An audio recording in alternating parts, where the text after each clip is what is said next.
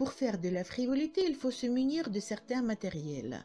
Navettes, crochets, jauge à picot, ciseaux, fils ou cordonnets, aiguilles ou épingles à tête, perles si on veut faire des bijoux, trombones ou épingles de sûreté et quelques fournitures pour bijoux. En premier, bien sûr, ce sont des navettes. La navette est un outil composé de deux lames en forme d'olive allongée, pointues aux extrémités et réunies par le milieu.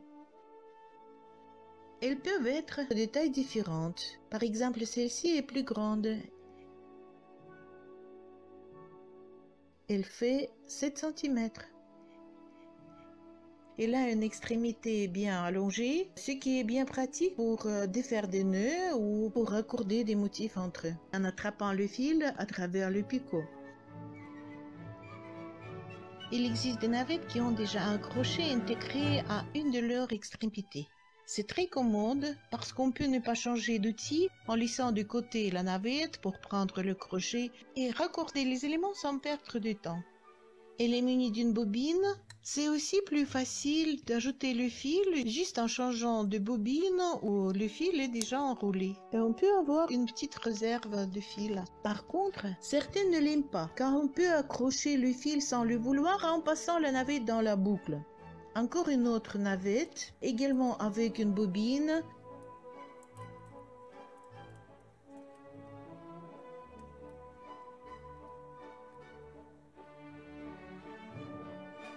Mais elle est un peu plus glissante et le crochet de cette navette n'est pas tellement commode. Mais quelle qu'elle soit la navette, le principal est que les extrémités soient bien rapprochées pour que le fil se déroule en faisant un petit clic et qu'il ne se déroule pas tout seul.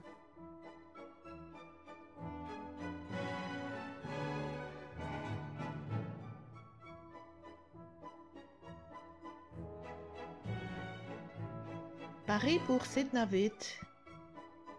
Le fil se déroule avec un clic et ne se déroule pas tout seul non plus. Les navettes munies de bobines se déroulent autrement, mais toujours gardent le fil sans se dérouler. Pour faire des anneaux, on utilise une seule navette. Comme la plupart des dentelles se composent des ronds ou anneaux et d'arceaux, 2 navettes sont nécessaires.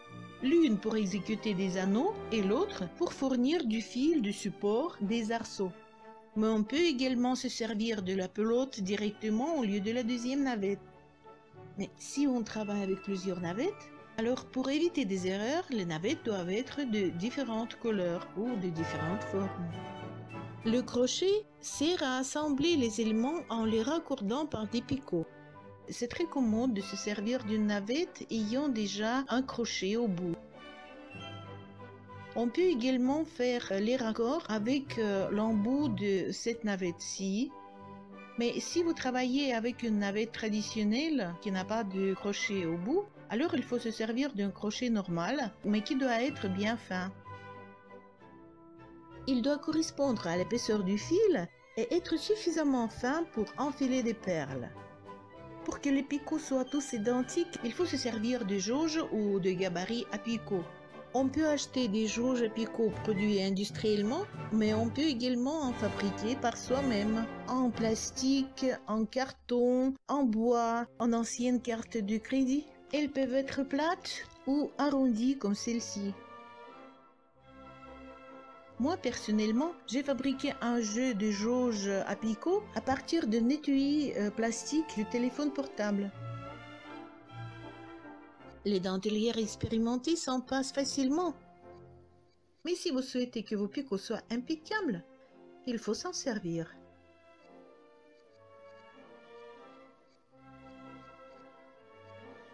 Comme ceci.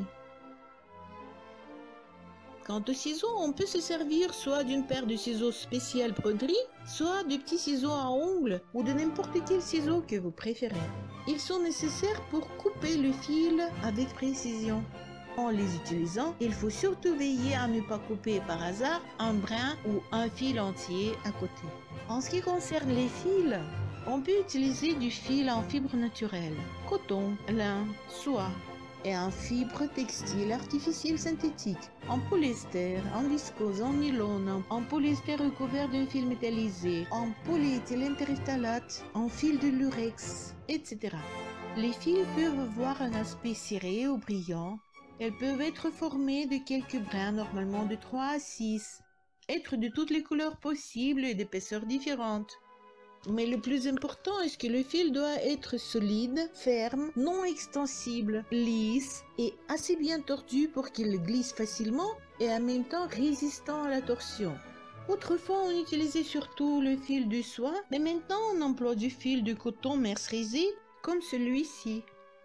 Ce fil en coton est facile à travailler, il est bien tordu, il est bien résistant à la torsion, il tient bien la forme, il est suffisamment glissant mais pas trop.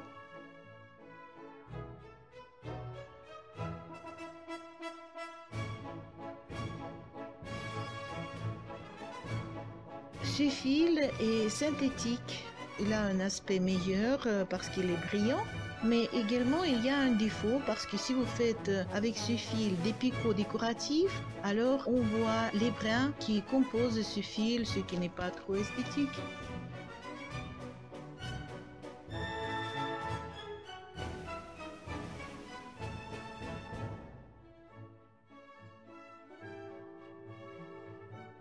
Ce fil est encore meilleur, il est en polyester, il est beau, mais il est très glissant et ce n'est pas facile de travailler avec ce fil.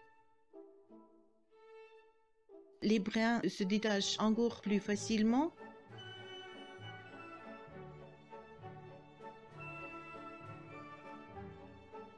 Si on fabrique un motif avec, c'est le même problème, même encore plus grave.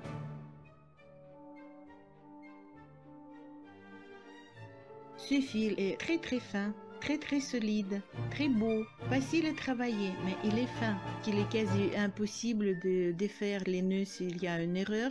Donc on peut fabriquer des motifs beaucoup plus raffinés, beaucoup plus élégants, mais il faut de l'expérience pour travailler avec un fil si fin. L'aiguille ou l'épingle à tête sert à défaire des nœuds mal formés, parce qu'il est très important de veiller à la régularité des nœuds pour la qualité esthétique de l'ouvrage.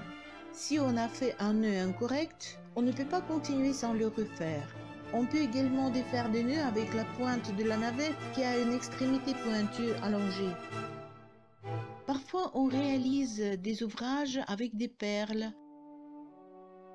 Alors, on a besoin de perles de taille, de couleurs, de qualités différentes.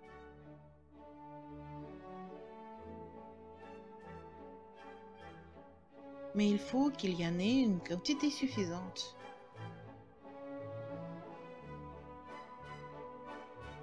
Si on travaille avec des perles, il faut parfois des trombones ou des épingles à nourrice pour tenir le fil passé par une perle jusqu'à ce qu'on termine l'élément et fixe ce fil à la fin.